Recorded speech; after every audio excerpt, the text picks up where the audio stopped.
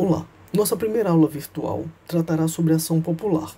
Essa temática já começou a ser abordada no curso do semestre em sala de aula.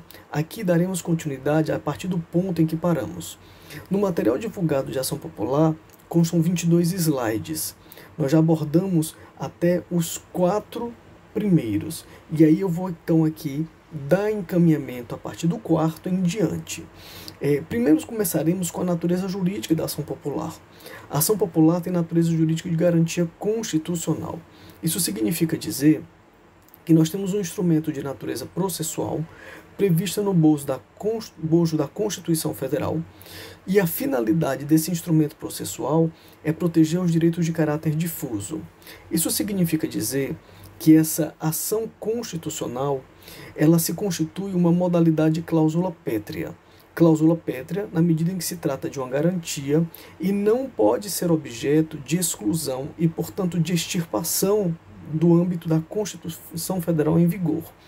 Uma outra questão que precisa ser também examinada e abordada é de que a ação popular ela tem a finalidade de proteger uma espécie única de direito, que é o direito difuso e, portanto, um direito de natureza transindividual. Isso corresponde à ideia de que aqueles que propõem a ação popular ocupam a condição de substitutos processuais.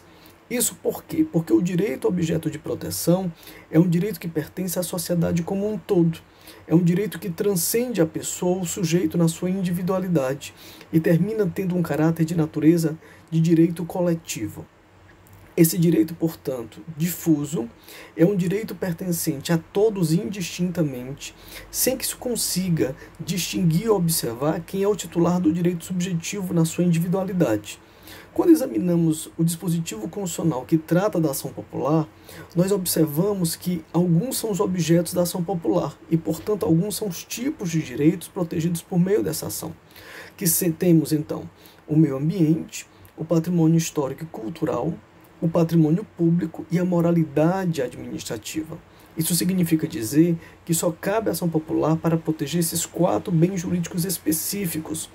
Podemos então observar que a ação popular ela tem um caráter fechado quanto ao seu objeto. Só é cabível a ação popular quando diga respeito à proteção de 4 espécies de direitos de natureza difusa, quais sejam o meio ambiente, o patrimônio público, o patrimônio histórico e cultural e a moralidade administrativa. A ação popular também representa uma forma de participação direta do cidadão, que é o legitimado ativo, no controle dos atos da coletividade ou da sociedade.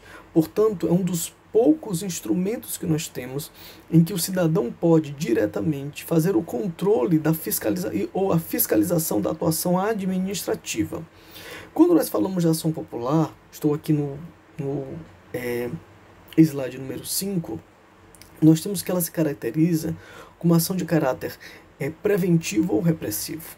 É possível, portanto, dizer que a propositura da ação popular se dará quando já tiver uma lesão ao direito subjetivo, quando já tiver ocorrido, por exemplo, uma lesão ao direito ao meio ambiente, tiver tido derrubado de uma árvore, tiver tido o desmatamento de uma floresta, ou uma poluição de um rio, por exemplo, ou, na verdade, ela pode também anteceder a lesão ao direito subjetivo e, portanto, estar na hipótese de mera ameaça de lesão. A ação popular, portanto, ela tem a característica de tanto poder ser proposta quando a ofensa ao bem jurídico protegido já ocorreu, ou quando se pretende antecipar a lesão, mas que está em vias de acontecê-lo e, portanto, somente com ameaça à ofensa ao direito subjetivo. A ação popular tem como característica marcante a ideia de que ela só poderá ser proposta pelo cidadão. Cidadão este que é a pessoa física que ocupa a condição de sujeito ativo e ou passivo nas relações políticas. Ou seja, é aquele que pode propor a ação popular porque ele participa diretamente votando e ou sendo votado. Nós lembramos que a pessoa física ela pode votar a partir dos 16 anos completos, mas neste momento ela não tem a obrigação ou dever de exercer o direito ao voto. É uma mera faculdade e, portanto, ela pode se habilitar para passar a exercer esse direito. Aos 18, nós temos o dever de participar das escolhas políticas e, portanto, o dever de votarmos. E a partir dos 18 também podemos ser votados e, portanto, podemos ser candidatos a cargos eletivos como prefeito e vereador. Então, somente o cidadão, que é quem exerce direitos políticos, poderá exercer essa prerrogativa constitucional de propor a ação popular. Essa ação ela tem como objeto a lesividade. Só é cabível a propositura da ação popular quando se apresentar a lesividade. Lesividade de direito material, como acontece com o patrimônio público, que pode se explicar aqui com um decréscimo econômico por parte do Estado ante uma licitação fraudulenta. Então, a lesividade, no caso do patrimônio público, diz respeito a um prejuízo econômico sofrido aos cofres públicos ou uma lesividade de natureza imaterial. Essa lesividade material é quando não é exigível um decréscimo econômico e, portanto, essa lesividade ela diz respeito a bens jurídicos imateriais, como a moralidade administrativa, como o meio ambiente e até mesmo quanto ao patrimônio histórico e cultural. É possível que, quanto ao meio ambiente e patrimônio histórico e cultural, haja concomitantemente uma proteção de um bem jurídico de natureza imaterial, porque não se sabe quanto será o valor estimado acerca da derrubada de uma árvore ou prejuízo da coletividade ante a poluição de um rio. Mas também pode ter um caráter material quando esses bens podem ser objetos não de uma valoração econômica, mas de uma recomposição por meio de uma tutela coletiva em que se pode, por exemplo, condenar o agressor ao meio ambiente à recuperação daquela mata ou daquele rio. Continuando, quando nós observamos então quanto ao cabimento da ação popular, estou aqui no slide número 7, nós percebemos que a ação popular ela se volta ao controle dos atos praticados no âmbito da administração pública, como regra. E então, portanto, cabe à ação popular quanto a atos administrativos ou contratos administrativos. Portanto, a ação popular é um mecanismo de controle dos negócios jurídicos praticados pelo Estado, sendo esses negócios na forma de contrato ou de ato administrativo. Então, a rigor, quando nós falamos de ação popular, nós falamos de uma atuação de contenção do ato estatal, seja ele por meio de uma relação bilateral contrato ou de um ato que é praticado pela administração em favor de um agente, por exemplo, em que esse ato ou contrato pode ser objeto de nulidade ou de anulação, a depender do vício, sendo esse vício, quando se tem um vício de natureza absoluta ou relativo. Mas aqui é dizer que o objeto da ação popular e, portanto, aquilo para qual se volta a ação popular é um controle do ato ou do contrato administrativo e, portanto, dos atos como gênero praticados no âmbito da administração pública. Agora, a jurisprudência já observou que não cabe ação popular para atos jurisdicionais. Isso significa dizer que não cabe ação popular para decisões proferidas no âmbito do Poder Judiciário. Portanto, para a decisão judicial é passível esta decisão de recurso. E o recurso, portanto, é um instrumento adequado a combater o ato praticado pelo juiz que se considere lesivo tanto ao patrimônio público, à moralidade administrativa, ao meio ambiente ou patrimônio histórico e cultural. Então, quando se tratar de decisão judicial, é cabível contra a decisão a interposição do recurso previsto no regramento processual. Avançando um pouco mais. Quem seria o cidadão? O cidadão enquanto legitimado ativo da ação popular. Comecei dizendo que o cidadão é a pessoa que pode exercer o direito de votar e ser votado. E, portanto, é aquele que exerce os direitos políticos.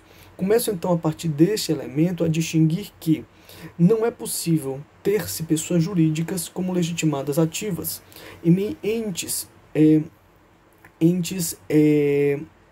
enquanto não pessoas, ou não entes formais, que seriam o Ministério Público ou a Defensoria Pública. A legitimidade ativa para a ação popular é única e exclusivamente da pessoa física.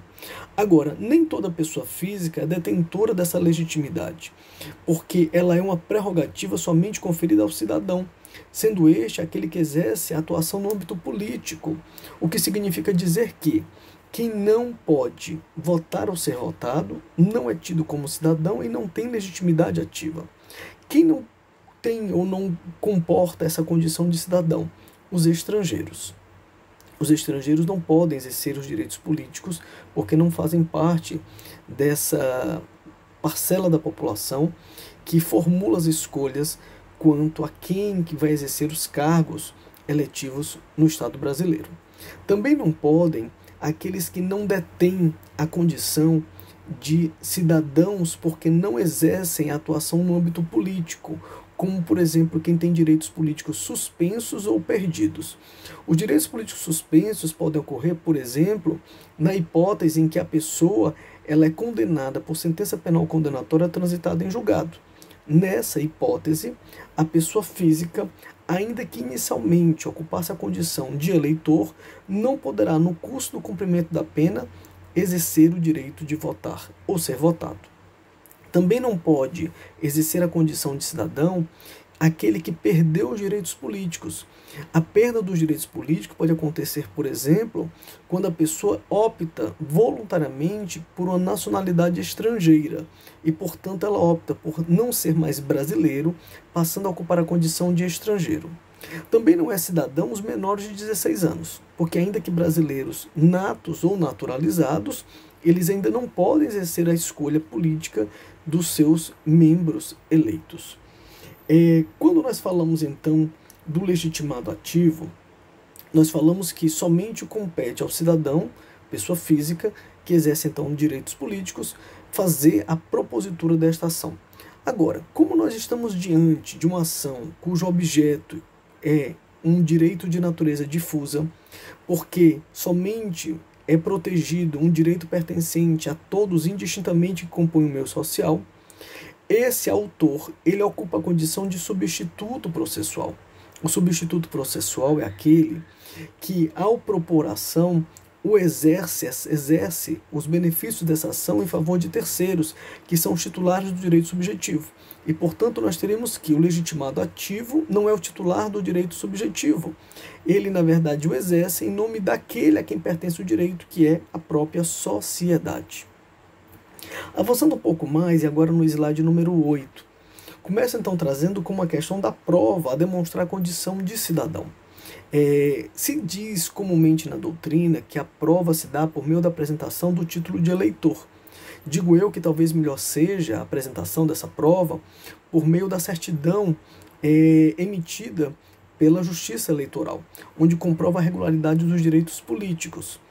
É preciso perceber também que se o cidadão, que ao tempo da propositura da ação, comprovou aptidão para exercer os seus direitos políticos, ainda que no curso da relação processual ele perca esses direitos políticos, não há a extinção da ação sem resolução de mérito. O STJ, o Superior Tribunal de Justiça, examinando a legitimidade ativa do cidadão, considerou que essa legitimidade é aferida ao tempo da propositura da ação.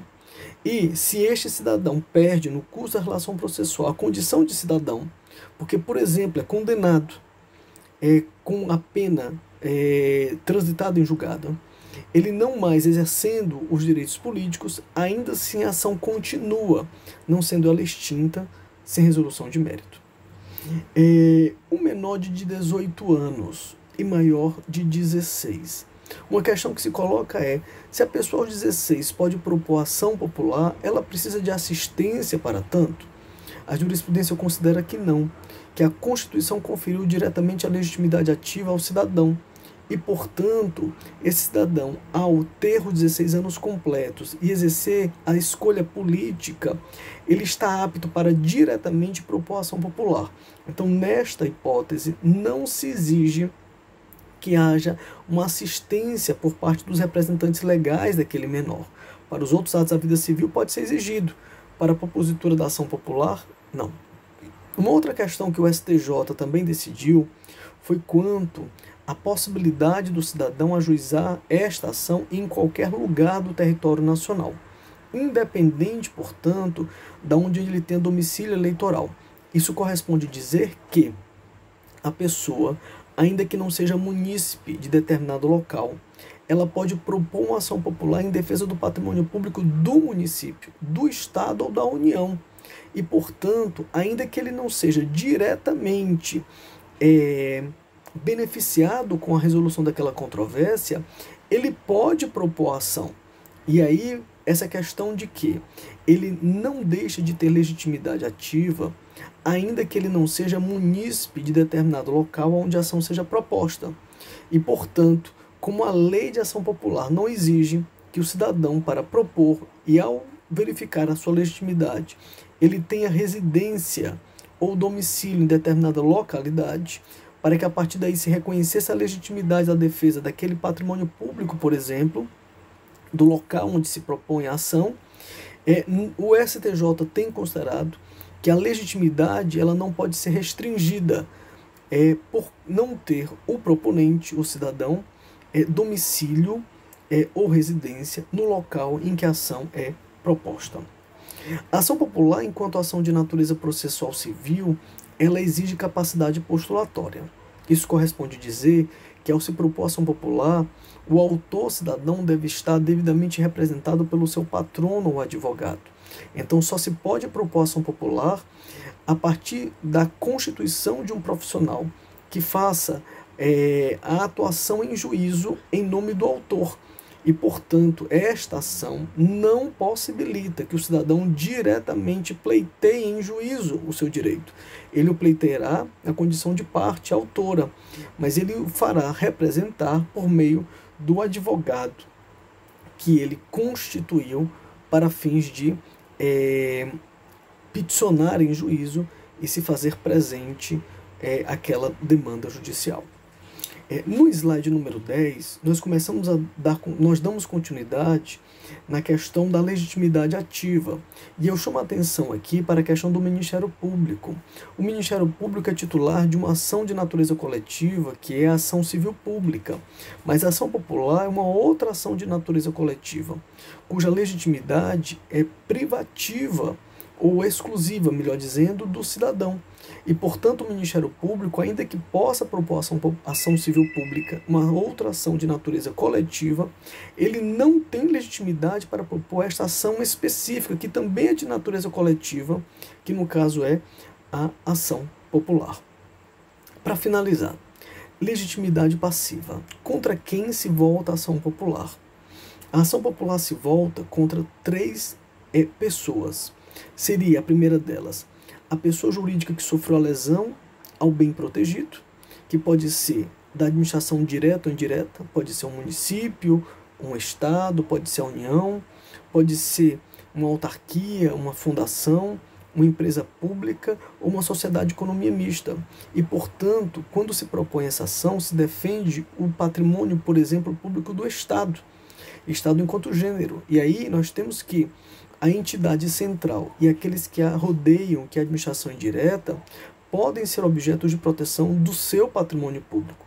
Então, quem deve figurar no polo passivo da relação processual? Aquela entidade ou aquela pessoa jurídica de direito público que sofreu ofensa, ao bem jurídico tutelado.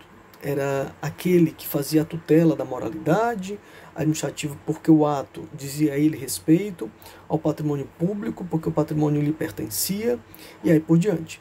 Além da pessoa jurídica que sofreu a lesão ao direito subjetivo, o agente público praticou o ato combatido. Então, se for o prefeito, o secretário de Estado, o ministro, o diretor de uma entidade representativa de autarquia, enfim, a pessoa física que, em nome da pessoa jurídica, praticou o ato ou contrato administrativo que é objeto de impugnação na ação popular. Terceiro, também deve figurar no polo passivo da ação popular o dito beneficiário, sendo este beneficiário aquele terceiro com quem a administração pública contrata. Pode ser, por exemplo, a partir de uma licitação, a contratação da prestação de um serviço ou de uma mão de obra, e, portanto, aqueles que são contratados para prestar o serviço ou fornecer a mão de obra. Pode também ser uma pessoa que foi contratada para prestar uma atividade para o serviço público sem um devido concurso. O artigo 37, parágrafo 6º da Constituição, por exemplo, diz que os cargos de provimento efetivo devem ser providos mediante concurso público. E se for contratado alguém sem concurso público, aquela hipótese é uma hipótese nula de pleno direito por conta de previsão constitucional, e aquela pessoa que é envolvida na relação jurídica administrativa, ela deve compor a relação processual. E aí eu finalizo para dizer que, por que esses devem compor a relação processual? Porque a desconstituição deste ato desse contrato administrativo, ante o contraditório, que é inerente às relações jurídicas bilaterais ou plurilaterais, ela exige que todos aqueles que fazem parte daquela relação sejam chamados ao processo e possam, portanto, exercer o contraditório em ampla defesa. E a partir daí, se o ato for desconstituído por ser nulo ou anulável, eles terão participado da relação processual e não terão dado ensejo, não terá ocorrido uma nulidade processual.